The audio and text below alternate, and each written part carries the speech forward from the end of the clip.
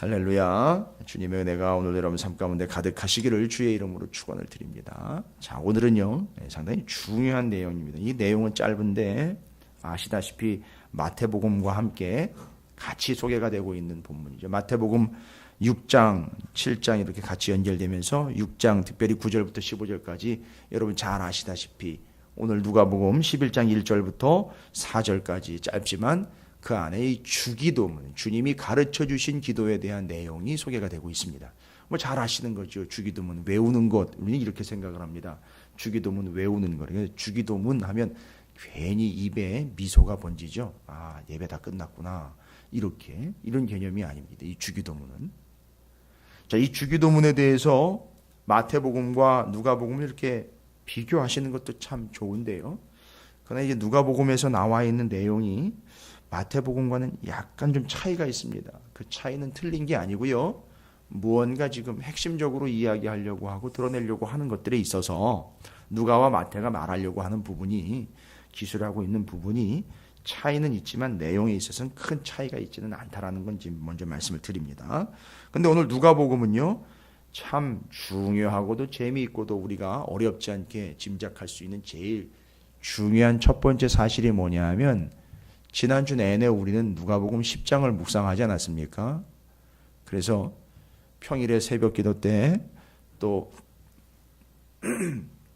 금요일 날 우리가 심야 기도 때 함께 나누면서 이것은 다른 내용이 아니라 제자도에 대한 얘기다. 제자의 도, 역시나 제자들이 가야 할 길에 대한 얘기예요. 제자도. 어제 주일 오전 말씀에서도 우리가 그 길에 대해서 지나가는 자에 대한 이야기와 함께 가로지르는 이야기도 돼. 길과 관련된 이야기인데 바로 그 제자들이 가야 할 올바른 길이죠. 제자도와 연결되어 있다는 겁니다. 10장에 제자들이 가야 할 길, 제자의 도, 제자의 도리. 그 도로 도리. 그 제자도에 대한 이야기를 할 때 11장에 시작하면서 바로 기도 이야기를 하고 있다는 거죠. 더 재미있는 것은 11장 1절에 예수께서 한 곳에서 기도하시고 마치심에, 기도 마치시고 들어오셨는데 제자들 중에 하나가 주님께 말씀하면서 주님, 요한이 자기 제자들에게 기도를 가르친 것과 같이 우리에게도 가르쳐 주옵소서. 그러니까 세례 요한과 세례 요한을 따라다니는 세례 요한의 무리들도 있었는데 아마 이 세례 요한은 그 세례 요한의 제자들에게 기도라는 것을 아마 직접 가르쳐 준 것 같습니다. 그럼 어떻게 기도를 가르쳐 줬을까? 구약 성경에 나와 있는 많은 선지자들의 기도들을 가르쳐 줬겠죠. 그건 뻔한 겁니다. 그런데 예수님이 직접 이렇게 기도하라고 주님이 직접 가르쳐 주십니다. 그래서 주기도문이 됐어요. 성경에 나와 있는 다른 많은 사람들이 직접 기도했던 내용들을 가르쳐 주셔도 참 좋겠지만 문제는 뭐냐 하면 주님은 주님의 이름으로 기도하게 해야 하며 아버지께 기도하게 해야 할 중요한 위치에 있는 분으로서 주님이 제자들에게 역시 이게 뭘 그런 기도를 가르쳐 주냐 알아서 하면 되지 이게 아니라 그 요청이 적절했는지 가르쳐 주십니다. 그 주님이 가르쳐 주셔요. 진짜로 실제로. 그러면 이게 뭘 얘기하는 거냐? 세례 요한의 제자들도 마찬가지고 주님의 제자들도 마찬가지입니다. 바로 주님과 제자들과의 관계, 그리고 제자들이 주님에게 기도를 요청한 부분, 바로 무슨 얘기냐? 10장의 제자도와 직결되면서 연결되면서 이어지면서 말하는 기도는 제자의 도리라는 겁니다. 제자 하면 여러 가지 앞에서도 설명이 되고 있겠죠. 또 누가복음의 그 앞선 본문에서도 제자에 대한 수많은 이야기들이 계속 나옵니다. 제자 훈련 막 이러는데 이게 제자라는 게 뭔 의미인지 그 제자의 도와 제자 도리가 무엇인지도 정리가 안 된 상태에서 늘 제자 훈련 매뉴얼을 이야기하고 어떤 제자 훈련의 프로그램을 이야기합니다. 성경도 충분히 이해하지 못한 채로 제자 훈련을 프로그램화 시키려고 많이들 애를 쓰는데 글쎄요. 그렇게 수많은 제자 훈련들이 있었고 수많은 제자 훈련으로 배출된 제자들이라고 자칭하는 이들이 많이 나왔지만 얼마만큼이 그렇게 되었는지는 모르겠습니다만, 그걸 제가 뭐 평가하거나 비평하려고 얘기 드리는 건 아닙니다만, 성경 본문 자체만 충분히 우리가 묵상을 해도 제자로서의 도리라는 게 무엇인지를 명확하게 기록하고 있는 성경 본문 내용을 우리가 제대로만 봐도 이 제자라는 게 무엇이고 제자라는 게 어떤 것이구나, 어떻게 해야 되는 건 다 나와 있는 겁니다. 그 중에 참 중요한 게 주기도문이 누가복음에 소개가 되고 있는 배경의 근거는 이 기도라는 것은 제자의 도라는 거죠. 기도, 제자의 도.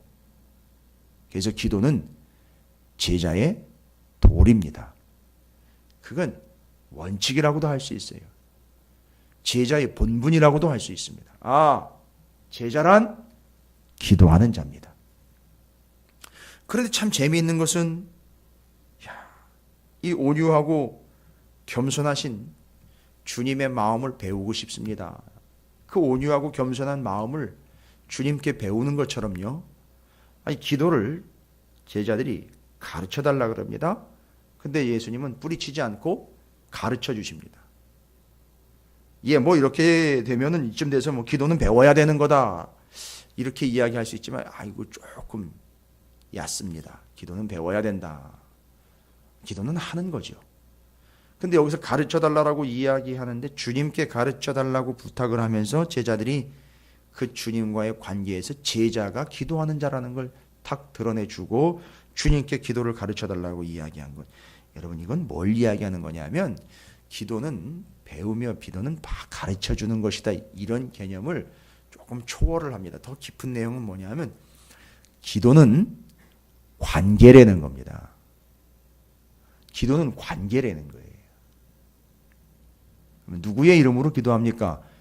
주님의 이름으로 기도합니다. 누구에게 기도합니까? 하나님 아버지께 기도합니다.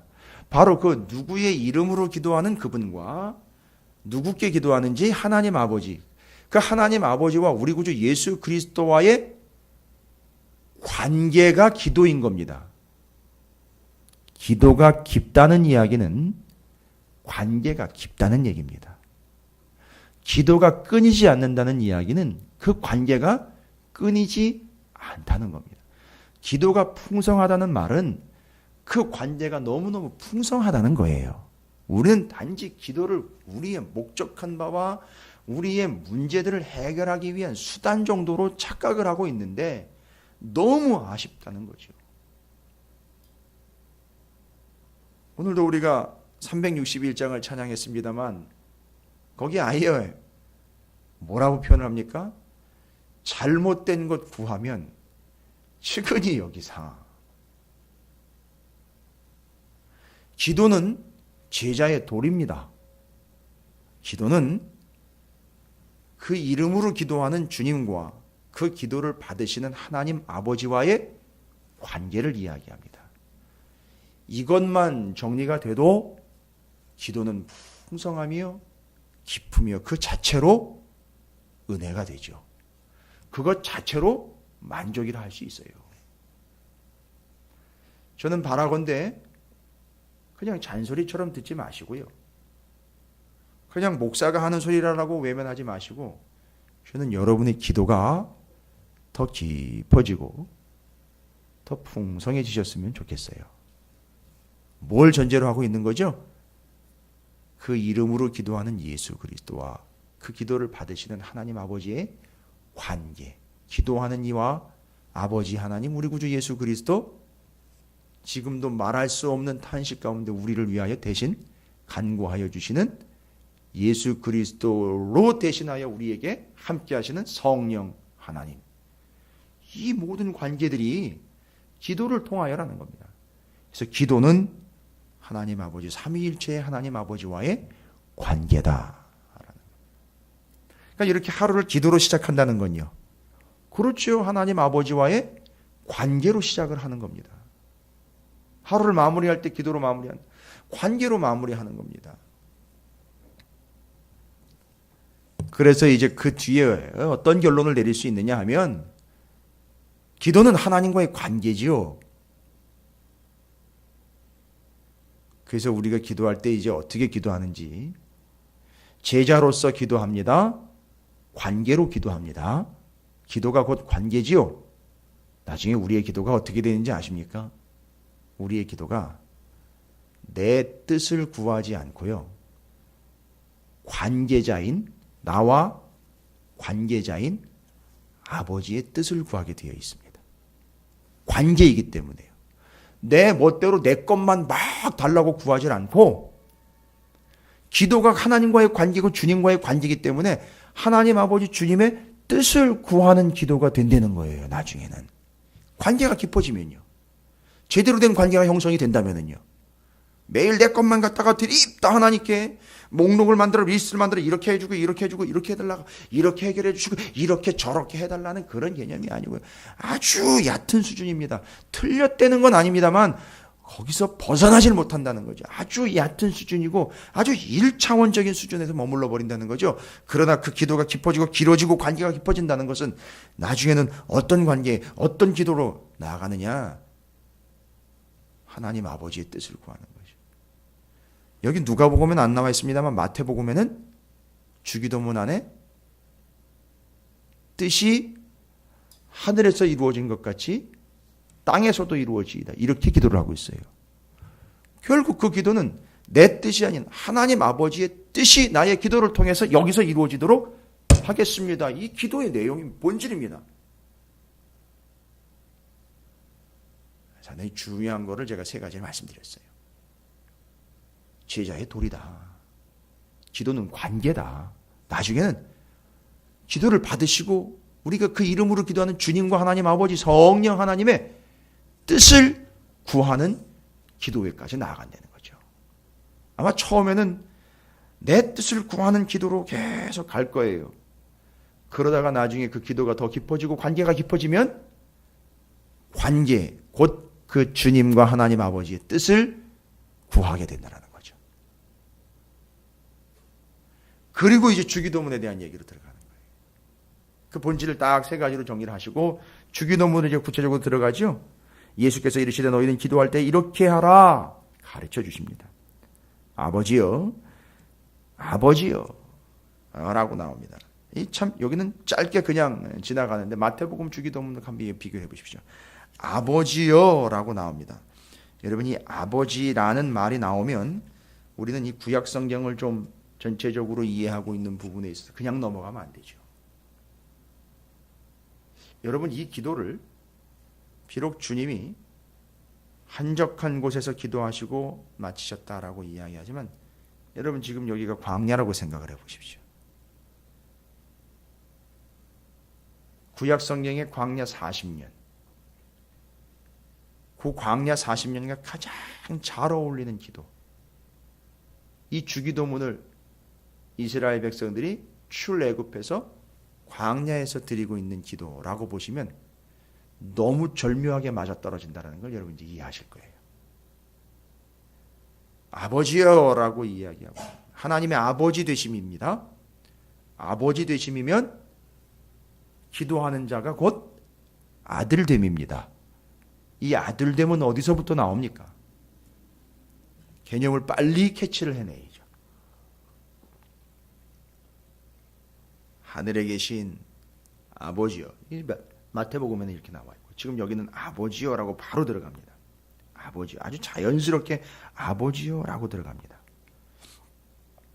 그러면 기도하는 자가 하나님의 아들, 자녀, 예수 그리스도께서 직접 기도하시니까 예수님의 입장에서 보면 장자, 맏아들.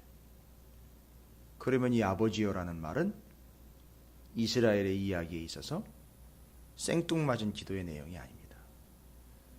그 구약의 모세오경의 전체적인 역사가 아버지여라는 한 단어, 외침에 집약되어 있죠. 무슨 얘기입니까? 장자, 맏아들, 유월절 어린 양에 의하여 구원받은 이스라엘, 그들에게 하나님은 아버지가 되셨고 그들을 장자, 살려내시고 이스라엘을 이 온 세계에 그 장자와 같이 잊지 말라고 너희들은 장자야 라는 걸 잊지 않도록 하기 위해서 이스라엘의 12지파 중에 레위 지파를 또한 장자 지파로서의 개념상입니다. 구별을 하여 하나님께 제사하는 특별한 지파로 또 따로, 그 중에서도 대제사장으로 따로 맏아들, 예수 그리스도께서 장자, 우리의 맏형, 쫙 연결이 되는 겁니다. 그러니까 아버지여라는 말은 출애굽과 연결했을 때에 이스라엘의 장자됨과 레위 지파를 장자로 선택함과 제사장을 대제사장을 맏아들로 선택함과 이 모든 것이 연결되면서 아버지여라는 말은 그냥 부르고 싶어 부르는 이야기가 아니라 그 아버지여라는 말 안에는 나의 구원자라는 것이 집약이 되어 있습니다. 그러면서 이어집니다. 이름이 거룩히 여김을 받으시오며, 이름입니다. 이름. 여러분 또 이름 하면은요, 기억하십니까? 지금 계속 연결되어 가고 있어요. 상당히 중요한데 두 개의 개념 다 쉐못, 출애굽기와 관련된다면 이름들이죠. 구원자의 이름과 구원받은 자들의 이름들, 이게 바로 쉐못, 이름입니다. 그 이름인데 그 하나님 아버지의 이름은 영광입니다. 그래서 그 이름, 구원하신 분께서 구원하신 이들을 일일이 부르시는 그 하나님, 그래서 우리 구원받은 자들이요, 하나님 앞에 그 하나님을 부르는 것이 곧 기도라는 겁니다.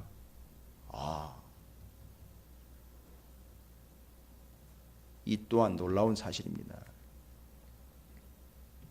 이제는 우리는 구원의 확신을 가지고 기도를 합니다. 무언가를 위하여 얻어내려고 하는 기도가 아닌 구원받은 자로서 이제 기도가 되는 것이죠. 그래서 쉐못, 그 출애굽기 곧 구원받은 자, 계속해서 하나님 아버지라는 이름과 그 아버지여라는 그 의미, 이것이 계속 구원받은 자와 구원하시는 분과의 관계인 거예요. 그러니까 여러분, 우리가 기도하는데 하나님 아버지께 기도하는 게 얼마나 큰 의미인지 지금 설명을 하고 있는 겁니다. 그리고 나라가 임하시오며, 여기서 이름이 거룩히 여김을 받으시오며 나라가 임하시오며 라는 것은요, 제사장 나라, 하나님 나라를 이해하지 않으면 나라라는 이야기가 또 개념이 안 잡히겠죠.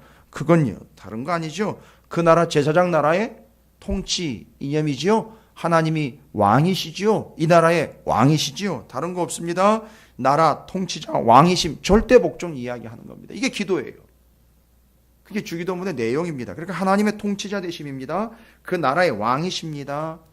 그리고 일용할 양식, 핵심적으로 툭 튀어나옵니다. 우리에게 날마다 일용할 양식을 주시옵고, 요거 한 절이지만 분명히 우리는 또 지금 제가 마치 어디에서 주기도문을 외우듯 하고 있습니까? 그 광야에서요. 이스라엘이 나온 광야에서 주기도문을 외우듯 한다면 일용할 양식 나오죠? 만나가 얘기 나는 겁니다. 그럼 여기서 그냥 머물지 말고 우리는 또 한 발음 나가야죠. 사람이 떡으로만 살 것이 아니라 하나님의 입에서 나오는 말씀으로 살 것이다라는 것까지 좀 나가봐야죠. 그게 바로 이 일용할 양식, 마태복음에는요, 내일의 양식, 아람어 주기도문입니다. 그 당시에 아람어 주기도문은 내일의 양식이라고 나와 있습니다. 왜 내일의 양식인지 아시겠죠? 일용할 양식 먹다가 여섯째 날에는요, 끊어집니다. 끊어지는데 여섯째 날 내리는 양식은 내일 먹을 양식이 나와요. 그런 의미로 이야기하는 겁니다. 이 믿음입니다. 이제 좀 다 연결이 되실 거예요. 그 기도의 내용입니다. 그래서 그 만나를 공급하셨던 그 하나님처럼 오늘날에도 우리에게 일용할 양식을 공급하시며, 그것이 결국은 그냥 먹거리로만 끝나는 것이 아니라 말씀에까지 이르게 된다는 사실을 이야기하고, 우리가 우리에게 죄 지은 모든 사람을 용서하오니 우리의 죄도 사하여 주시옵고 우리를 시험에 들게 하지 마시옵소서. 우리가 우리의 죄를 용서받은 것, 그리고 또 용서해야 하는 의미는 쉽게 말씀을 드릴게요. 죄 지은 자를 용서하여 하나님께서 용서하시는 부분, 이건 원인과 결과로 뭐가 먼저고 뭐가 나중인 걸 이야기하지 말고 우리가 그 비율을 이미 알고 있지 않습니까? 더 많이 빚진 자와 덜 빚진 자 이야기 아닙니까? 더 많이 빚진 자가 더 많이 탕감을 받고도 자기한테 적게 빚진 자에 대해서 닥달을 하여 그것을 뺏어내려고 했던 그 개념 이해하시죠? 그 비유. 바로 그겁니다. 우리는 더 많이 용서받은 자입니다. 더 많이 용서받은 자로서 내게 조그만 것을 여기 아예 구체적으로 나와 있어요. 빚진 모든이라고 나와 있습니다. 그 빚진 자의 개념으로 이해를 하시면 나는 더 많은 빚을 지었음에도 불구하고 그 많은 빚을 탕감을 받았습니다. 그런데 내게 작은 빚을 진 자들을 용서하거나 탕감하지 못하고 그걸 닥달하고 있는 이 복음서에 이미 나와 있는 비유들 이야기를 여기다 적용을 해보시면 뭐 쉽게 이해가 되실 거예요. 나는 더 큰 걸 탕감받았습니다. 그런데 내가 탕감해줘야 될 그 작은 것을 탕감하지 못하고 있는 이걸 기도와 연결했을 때 정말 어울리지도 않을 뿐만 아니라 여기서 다르고 저기서 다른 이 그리스도인들의 어불성설, 겉 다르고 속 다르고 여기서 다르고 저기서 다르고 앞 다르고 뒤 다른 이런 모습들, 이건 절대 용서받지 못하는 거죠. 그럼 이 부분은 아주 잘 이해가 되실 거예요. 그리고 우리를 시험에 들게 하지 마시옵소서. 이미 여기서부터 개념이 나왔죠. 너희가 단 1시간도 나와 함께 깨어서 기도할 수 없더냐? 뭐 분명히 얘기합니다. 깨어 기도하라. 시험에 들지 않도록 깨어서 기도하라. 쉬지 말고 기도하라. 우리의 대적 사단 마귀가 삼킬 자 찾으러 으르렁거리면서 돌아다니고 있습니다. 그때 깨어서 기도함에 대한 이야기. 여기 시험에 들게 하지 마시옵소서. 알아서 해달라는 게 아니라 주기도문을 통해서 우리는 정리합니다. 깨어 기도함으로 시험에 들지 않게 되는 것. 깨어서 기도하라라는 분명한 지침과 가르침. 단 1시간도 깨어서 나와 함께 기도할 수 없더냐? 주님이 아쉬움에서 이야기했던 제자들에게 이야기함. 다 이 주기도문이 이렇게 풍성하게 연결이 됩니다. 그래서 이게 구약의 말씀들 또 신약의 여기서부터 풍성하게 발전이 된 내용들이 정리가 되면서 주기도문이 우리에게 이런 의미로 이렇게 정리가 됩니다. 그래서 우리가 뭘 기도해야 할지를 쭉 정리를 해놨습니다. 제가 다시 여러분에게 일일이 이렇게 기도하십시오, 이렇게 기도하십시오, 이렇게 기도하십시오 얘기할 필요는 없습니다. 주님이 이미 가르쳐 주신 바니까요. 여기 나와 있는 주기도문의 내용을 제가 설명드린 대로 그대로 한번 따라서 우리가 제자라면 그렇게 의미 있게 기도를 하시면 그 기도가 하나님과 주님과의 관계의 기도로서 믿음의 기도가 될 줄로 믿습니다.